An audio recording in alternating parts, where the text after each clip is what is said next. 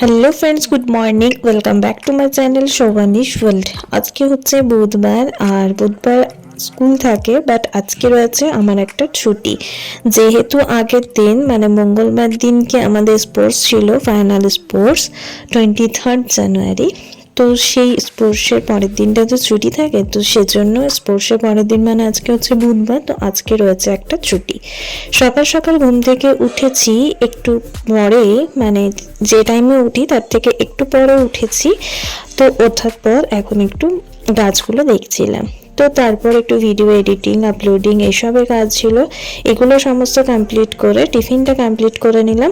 তারপর রান্না করার জন্য ফ্রিজ থেকে সবজি নিলাম।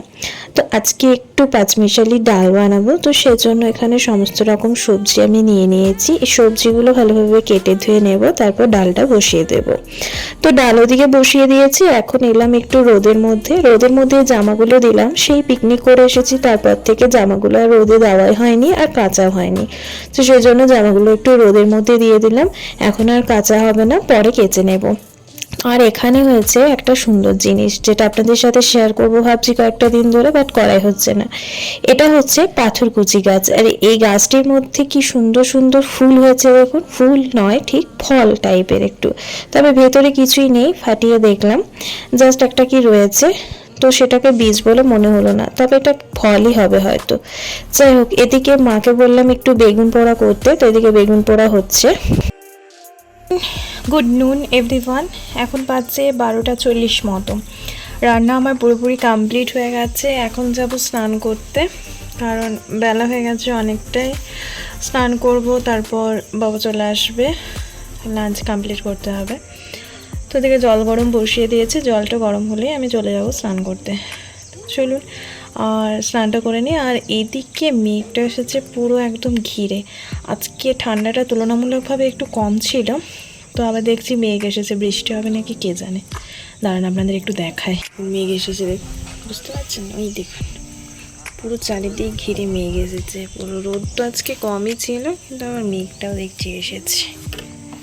আচ্ছা, তো স্নান কমপ্লিট করে চলে এসেছি লাঞ্চ শেয়ার করতে। এখানে রয়েছে কুমড়ো ভাজা মিষ্টি মিষ্টি করে, আর এখানে রয়েছে সবজি দিয়ে ডাল, যেটা আমি বানিয়েছিলাম মুসুরির ডাল দিয়ে। এটা বেশ ভালো লাগে শীতকালের সময় খেতে।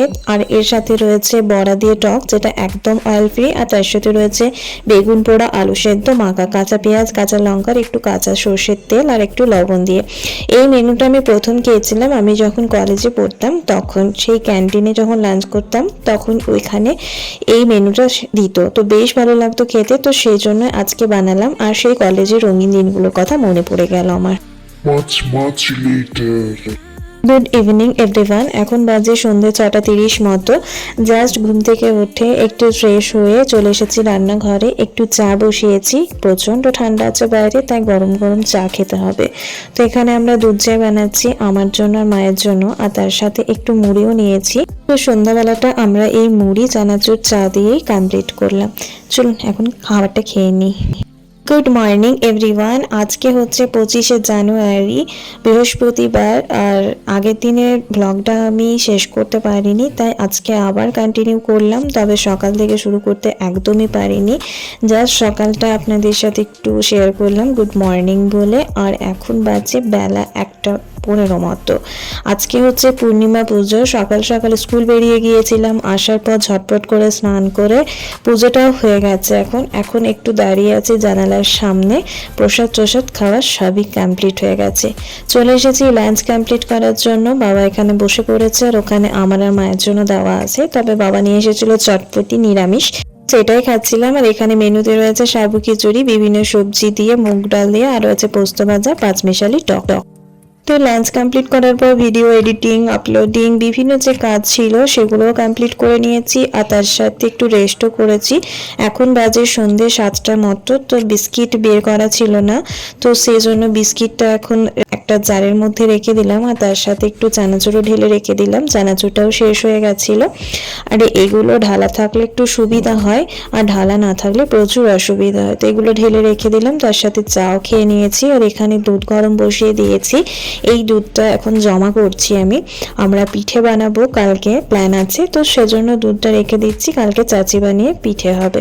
আর এখানে মা মটরশুঁটি, আদা, কাঁচা লঙ্কা সমস্ত কিছু রেডি করে দিয়েছে। আর এগুলো আমি এখন একটা মিক্সার গ্রাইন্ডার বাটিতে নিয়ে নিচ্ছি, এগুলো একটা স্মুথ পেস্ট বানিয়ে নেব।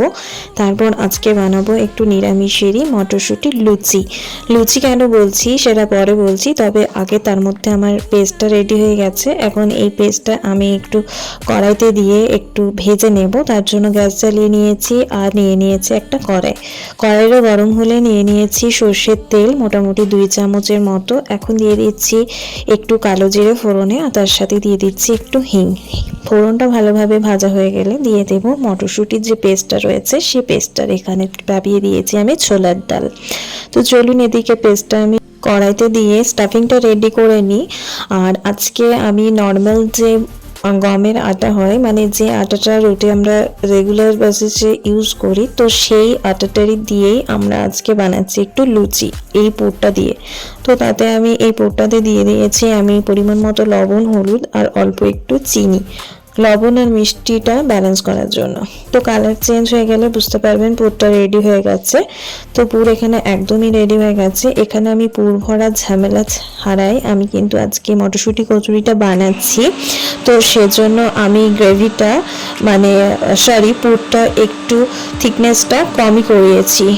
আর এটা যদি আপনারা একটু পুর ভরা ঝামেলা রেখে যদি বানাতে চান তাহলে পুরটা কিন্তু একটু টাইট বানাতে হবে। আর এদিকে মিস্টার ঘোষ শুয়ে আছে ঢাকা নিয়ে। তো এই হচ্ছে আটা, যেটা গমের আটা। তো সেই আটাটাতে এখন লবণ, অল্প একটু তেল, অল্প একটু জোয়ান আর তার সাথে অল্প একটু কালো জিরে মিক্স করা আছে। এখন যে পুরটা আমি রেডি করেছি এই পুরটা এখন দিয়ে এই সমস্ত আটার সাথে দিয়ে মেখে নিতে হবে। মাখার পর ছোট ছোট লেচি কেটে নিতে হবে এরকম, তারপর আর কি বেলে নিতে হবে। কড়াইতে তেল দিয়ে ভালোভাবে ছেঁকে নিতে হবে, ভেজে নিতে হবে আর কি। তারপর গরম গরম সার্ভ করে নিতে হবে আর সুন্দরভাবে ডিনারটা কমপ্লিট করে নিতে হবে। তো এদিকে শাশুড়ি মা বেলে দিচ্ছে আমাদের গ্রিন কচুরি, এটাকে গ্রিন কচুরিও বলে অনেকে। আর এই শীতকালের সময় মটরশুঁটির কচুরি খেতে আমরা তো কম বেশি সবাই ভালোবাসি, আর বাঙালি মানেই তো পেটুক বাঙালি। যাই হোক, এদিকে কয়েকটা বেলা হয়ে গেছে, আমি এদিকে ছাঁকা শুরু করে দিয়েছি। কড়াইতে আমি একটু বেশি করে সানফ্লাওয়ার অয়েল দিয়ে দিয়েছি, সেটা ভালোভাবে গরম করে নিয়েছি। আর এখন এই লুচিগুলো একটা একটা করে ছেঁকে নিচ্ছি। বেশ ফুলকো ফুলকো লুচি, এই শীতকালের দিনে গরম গরম ফুলকো ফুলকো মটরশুঁটির কচুরি কার না ভালো লাগে বলুন। যাই হোক, এদিকে লুচিগুলো আমি এভাবে একটা একটা করে ভেজে নেব, তবে এগুলো কিন্তু বেশ ভালোই লাগছিল। নর্মাল গমের আটা দিয়ে সাধারণত কেউ কচুরি বানায় না, তবে আমরা বানিয়েছিলাম আজকে আর বেশ ভালোই লাগলো খেতে। চলুন, হয়ে গেছে বানানো। আর দেখুন ভেতরে স্টাফিংটা কি সুন্দরই না লাগছে। কেমন? তো এদিকে ছোলার ডালও রেডি আর ওদিকে আমাদের কচুরি রেডি। পুরভরা ঝামেলা ছাড়াই বানিয়ে নিলাম গরম গরম মটরশুঁটির কচুরি। চলুন তাহলে আজকে ডিনারটা ঝটপট করে এভাবে কমপ্লিট করে নিই। আর আজকের ব্লগটিও এখানেই শেষ করছি। ব্লগটি যদি কিছু ভালো লেগে থাকে অবশ্যই একটা লাইক, কমেন্ট আর শেয়ার করে দেবেন। দেখা হচ্ছে খুব তাড়াতাড়ি নতুন একটি ভিডিওর সাথে। ততক্ষণ পর্যন্ত সবাই ভালো থাকুন, সুস্থ থাকুন। আর মটরশুঁটি কচুরির সাথে ছোলার ডাল, তার সাথে মিষ্টি মুখের জন্য রয়েছে নলেন গুড়ের মিষ্টি, যেটা এই সিজনে মাস্ট। চলুন টাটা, আজকের মতো শুভরাত্রি, ধন্যবাদ।